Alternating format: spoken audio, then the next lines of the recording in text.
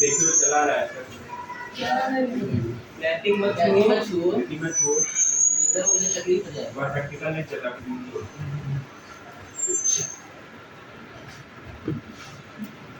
ऐसे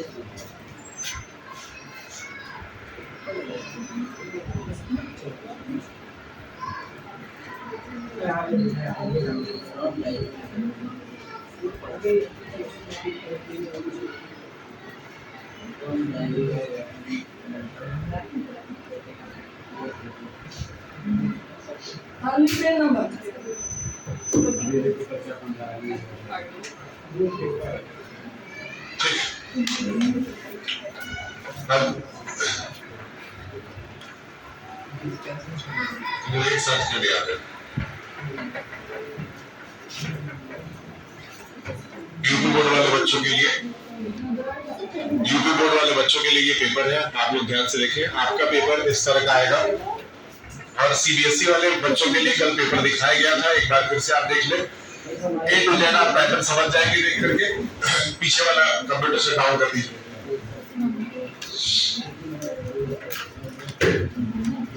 आप एक बार बताइए,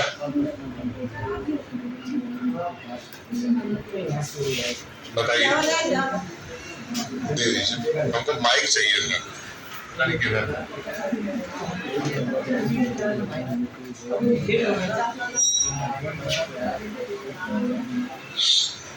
ठीक, आपके सामने दोनों पेपर्स हैं। यूपी बोर्ड वाले बच्चों के पेपर देख लें।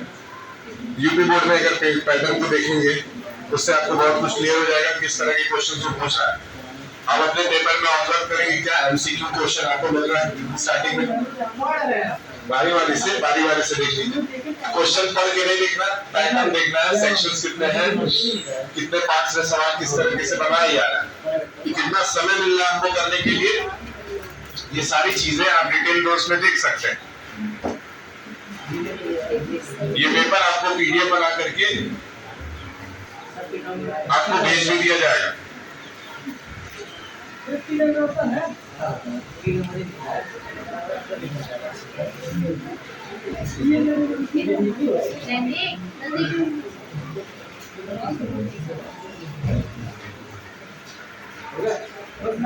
ठीक, कुछ इसी तरह का पेपर आपका आएगा।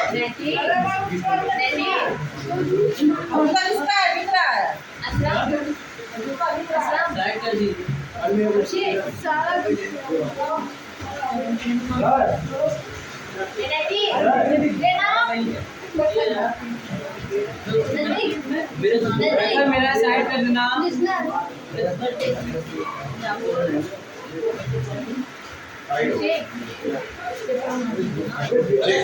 यूपी बोर्ड वाला पेपर मुझे देना, आपको समझा देता हूँ कैसे आपको करना होगा। पढ़ना नहीं है,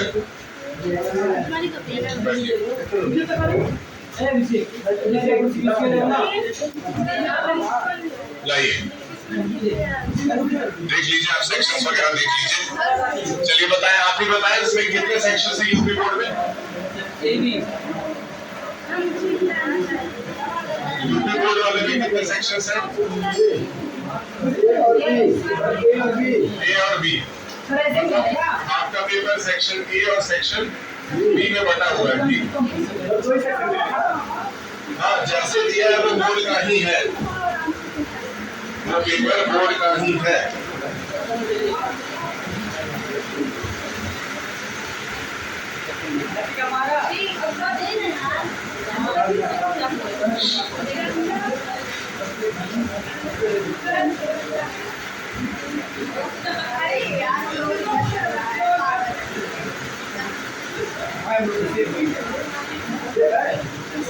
मेरे पास मेरे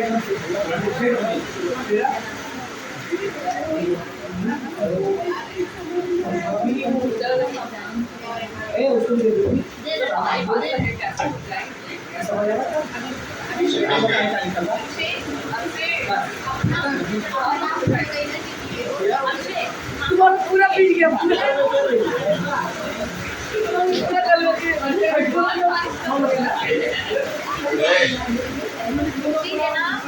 चलिए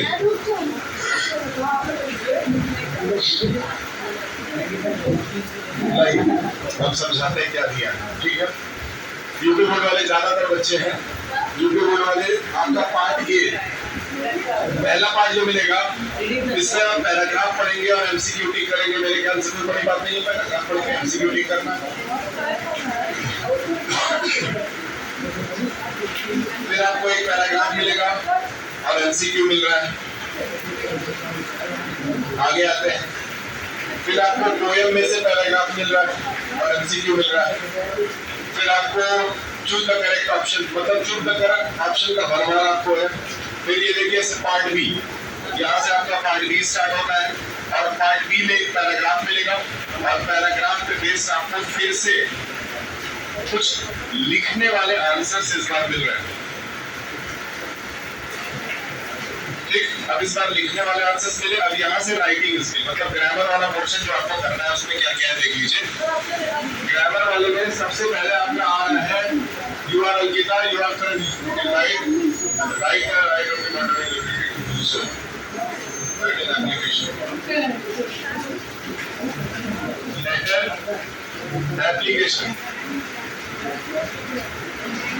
लेटर और एप्लीकेशन में से किसी एक चीज को आपको लिखना है।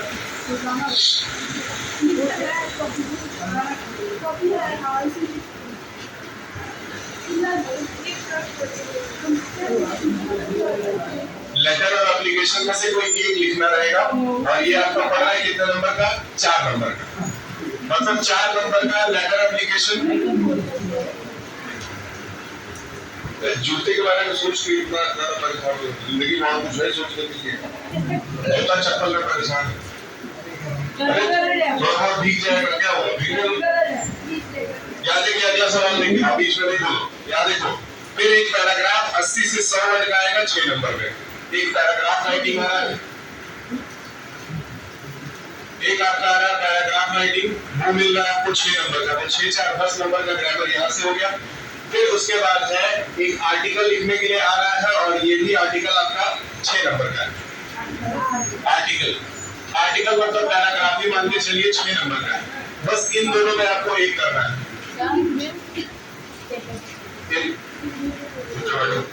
इन दोनों में आपको एक करना है।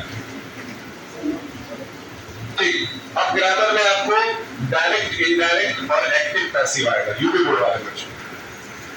डायरेक्ट, इनडायरेक्ट,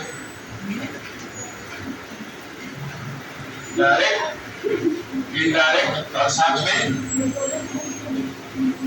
एक्टिव और पैसिव। ये ग्रामर में 2 चीजें हैं जो आपको एडअप हो रही है। और लास्ट में आपको क्या आ जाएगा? ट्रांसलेशन। क्या आ जा रहा है? ट्रांसलेशन।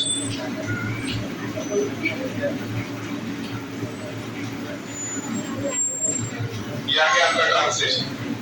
ट्रांसलेशन के बाद आगे बढ़ते हैं और ट्रांसलेशन के बाद आप पूरे साल जो किताब में से जितनी स्टोरीज पढ़ेंगे उसके ऊपर क्वेश्चन आंसर आपको आएगा। ये हो गया आपका सारा का सारा क्वेश्चन आंसर जो पूरे चैप्टर में से बना है और ये हो गया आपका पेपर खत्म। मतलब आपको ग्रामर के लिए ये पोर्शन आपको तैयार करना है। ये ग्रामर के लिए आपको तैयार करना चाहिए यूपी बोर्ड वाले बच्चों, ठीक है। ये हो गया आपका पोर्शन। अब लाइए जो चैप्टर था उसको पढ़ते हैं। टाइगर इन द जू वाला एक चैप्टर था, उसको निकालें।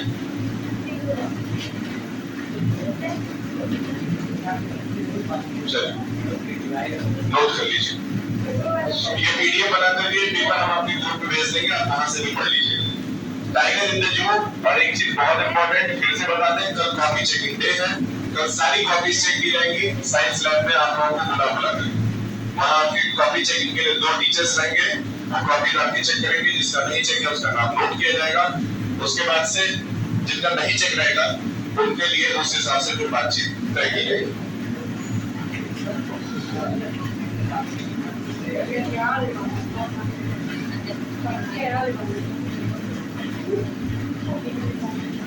आइए चैप्टर पढ़ते हैं।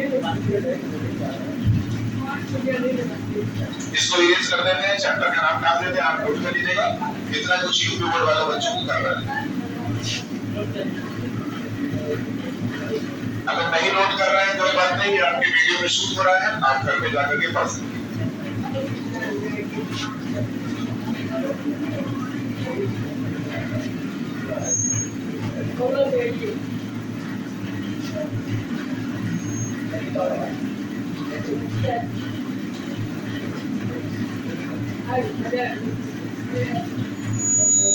चलिए, how to tell wild animals.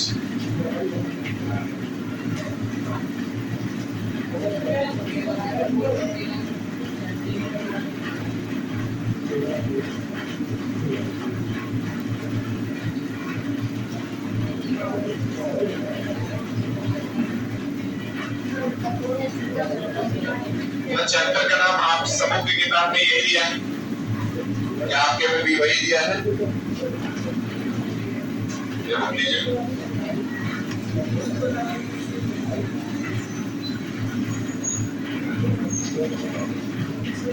चलिए पहला संज्ञा पढ़ते हैं।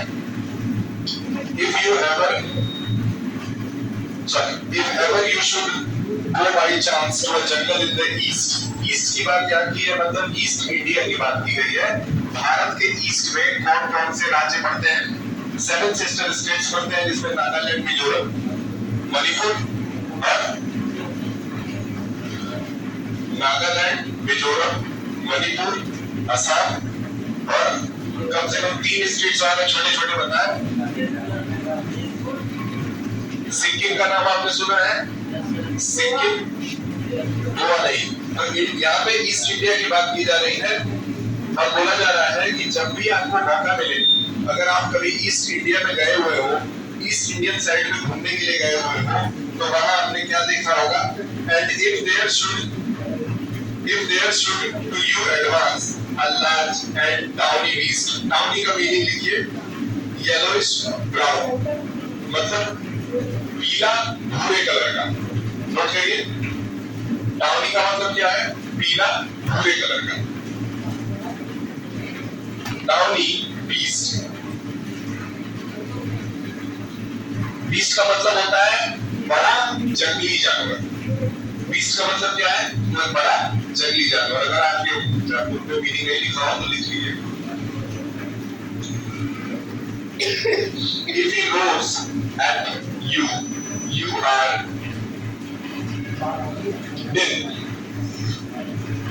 ठीक, अब कह रहा है कि अगर वो बड़ा जंगली जानवर आपकी ओर देख करके रोर करता है, रोर करने का मतलब होता है गरजता है, तो आप यू आर डेड, मतलब डर जाते हैं, फियरफुल हो जाते हैं।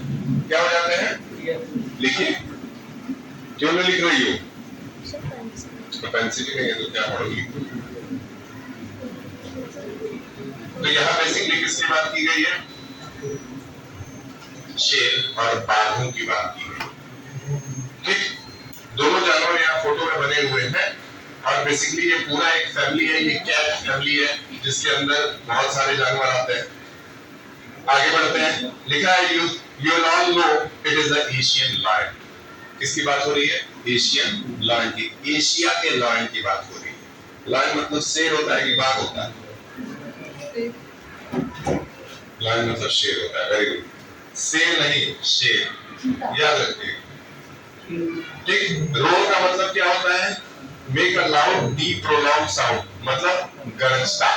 लिख लीजिए, अगर आपने नहीं नोट किया हो तो लिख लिया करिए, गरजता। पेन, ये पेन लीजिए, लिखिए, किसके पास नहीं है? तुम्हारे में लिखा हुआ है?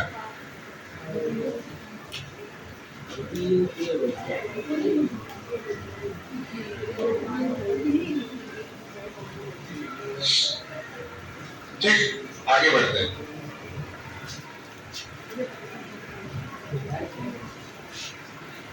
Or if sometime when roaring around a noble wild beast greet you with black streak and a yellow ground, just notice if he eats you। This simple rule may help you learn the Bengal tiger is discern। का मतलब आप दूसरे वाले paragraph में Bengal tiger की बात हो रही है। बंगाल टाइगर के अगर पूरे बॉडी स्ट्रक्चर को देखेंगे तो उसकी पूरी बॉडी जो है वो येलो और ब्लैक में स्ट्रिप स्ट्रिप बनी हुई होती है। ठीक है, इसमें आपको एक शब्द मिलेगा, इसमें आपको कुछ शब्द मिलेंगे। देखिए, वॉन्डरिंग। वॉन्डरिंग का मतलब क्या होता है? इधर उधर घूमते रहना, जिसको रोमिंग भी कहा गया। पहले लाइन में एक शब्द है रोमिंग, मिला। रोमिंग का मतलब क्या है? घूमते रहना इधर उधर। वॉन्डरिंग उसको जगाओ, वॉन्डरिंग। ठीक है, दूसरा शब्द आपको मिलेगा नोबल। नोबल का मतलब होता है रॉयल, राजसी। मतलब एक तरह से यहाँ पे जो ये बाघ है, इसको क्या कहा गया है? जंगल का राजा कहा गया है। ये चीता नहीं है। ठीक, with black strip on a yellow ground. ठीक, अगर इसके कलर की बात करें तो इसका ओरिजिनल कलर क्या है? येलो है, और उसके ऊपर से काले काले स्ट्रिप्स इसके बॉडी पे आपको नजर आते हैं। Just notice if he eats you, बच के रहना, ये आपको खा भी सकता है। आगे बढ़ते हैं। दिस सिंपल रूल में help you learn the Bengal tiger discern. Discern का मतलब होता है डिस्टिंग्विश। मतलब बंगाल के जो टाइगर्स होते हैं वो होते हैं बेहद खतरनाक, और वो इंसानों को और जानवरों को सबको खा जाते हैं, इसलिए इनसे बच के रहने की सलाह दी गई। आगे निकलते हैं, स्टैंजा नंबर 3 पे आते हैं। स्टैंजा नंबर 3 में टोटल कितने स्टैंडा है इसमें जरा चेक करें। टोटल कितने पैराग्राफ्स हैं बुक में? 6 है। थर्ड वाले पे आते हैं। मीनिंग जरूर लिखिएगा, मीनिंग लिख लेंगे तो घर पे भी पढ़ेंगे। कुछ हो रहा है। If strolling forth, a beast you view, whose hide with spot and peppered। दो वर्ड्स यहाँ इंपॉर्टेंट है, मीनिंग लिख लीजिए। स्ट्रोलिंग का मतलब होता है धीरे धीरे वॉक करना। क्या? हल्के स्पीड में वॉक करते रखना, जिसको हिंदी में चहलकदमी भी कहते हैं। नोट कर लीजिए, अगर आपके पास है तो चहलकदमी। क्या लिखेंगे? चहलकदमी। ठीक, उसके बाद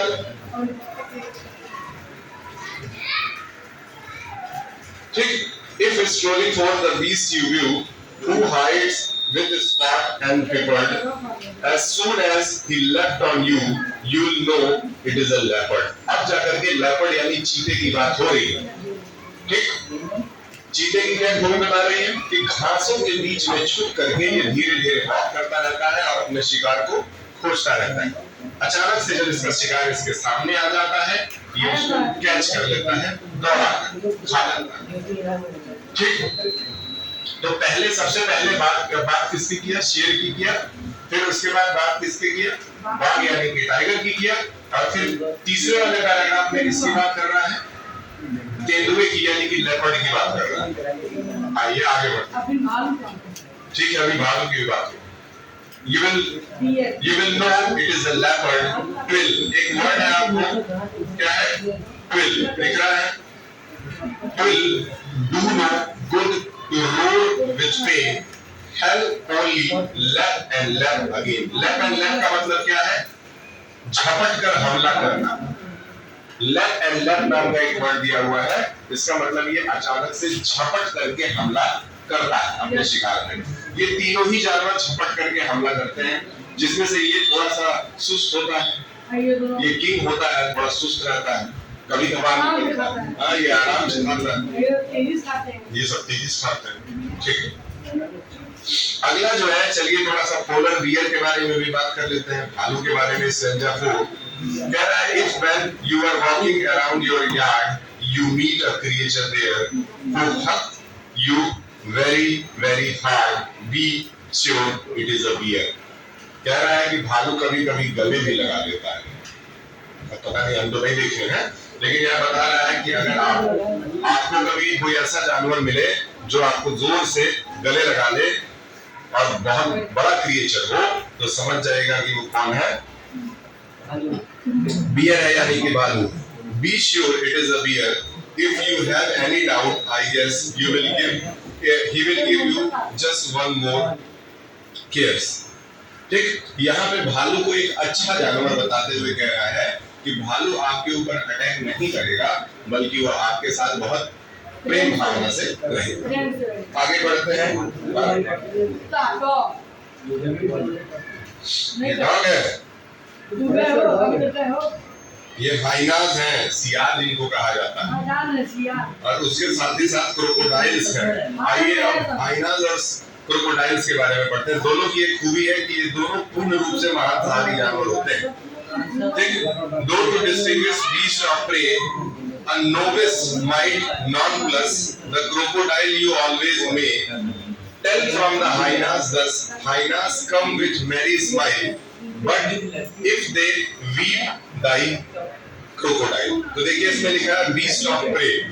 beast of prey जहाँ लिखा हुआ है उस शब्द का मतलब क्या है कि दूसरे क्रिएचर्स को मारना इसकी मजबूरी है। जैसे कुछ दिन पहले एक वीडियो नोटिस किया गया कि उस वीडियो में एक क्रोकोडाइल एक बच्चे को पकड़ करके और उसको ऐसे राउंड करके पटक दिया,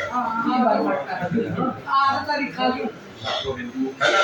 तो क्रोकोडाइल के पास सिर्फ एक ऑप्शन ही है कि वो मांस किसी तरह से खाएगा, और उस तरह से वो पटक करके पहले क्या करता है, मारने की कोशिश करता है। मारने के बाद वो धीरे धीरे काफी लंबे समय तक उस बच्चे का उसने सर छोड़ करके बाकी सारा बॉडी पार्ट जो है खा लिया।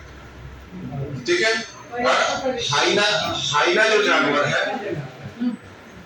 जो जानवर है सियार, आपने देखा है ये बेसिकली कुत्तों जैसे ही दिखते हैं, लेकिन कुत्तों से थोड़ा पतले और शार्प होते हैं, और ये ज्यादातर दिन में नजर नहीं आते हैं, शाम के टाइम में ज्यादा नजर आते हैं।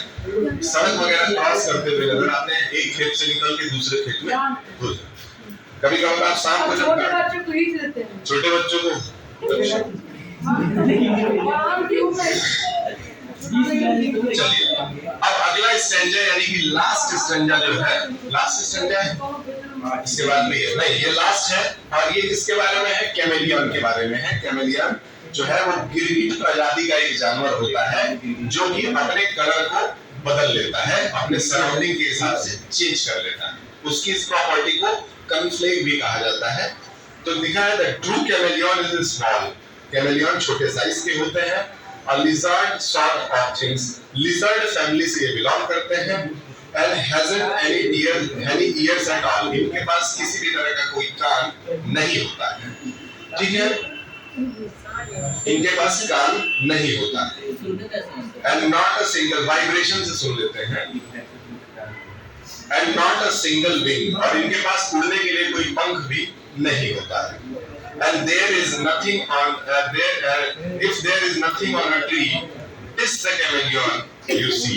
ठीक है, जिस समय पेड़ पे और कोई दूसरा जानवर नहीं दिखता है, उसी समय इस तरह के कैमेलियन जानवर नजर आते हैं। ये चैप्टर में आपको 5-6 जानवरों के बारे में थोड़ी बातें बताई गई, जिसमें से आपको 3 ऐसी प्रजातियां थी जो कि टाइगर, लायन, लेपर्ड की थी। एक ही परिवार से तीनों बिलोंग करते हैं।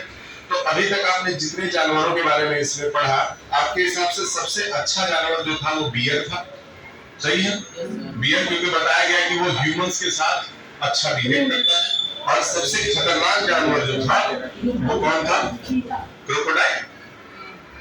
चलिए, चीता तो कभी कभी आपको छोड़ भी देगा, लेकिन क्रोकोडाइल तो फिर पानी में डूबो के भी मार देगा। चीता से तो बच भी सकते हैं। शेर साथ सुनी तो चीता से लड़ गया था, बच गया, लेकिन मगरमच्छ से नहीं जीत पाता, क्योंकि मगरमच्छ आप पे अटैक करेगा तो आपको पानी के अंदर खींच के ले जाएगा। ठीक है, इस चैप्टर का क्वेश्चन आंसर आपके पास अभी जाएगा, आप इसको जरूर कर लीजिएगा। इतना ही मात्र आपको आज पढ़ना है, आप जा सकते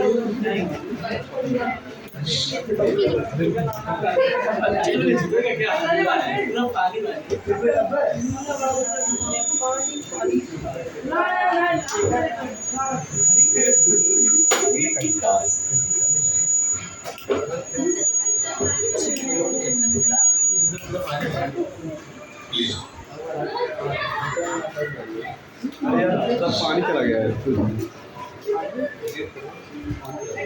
तो यार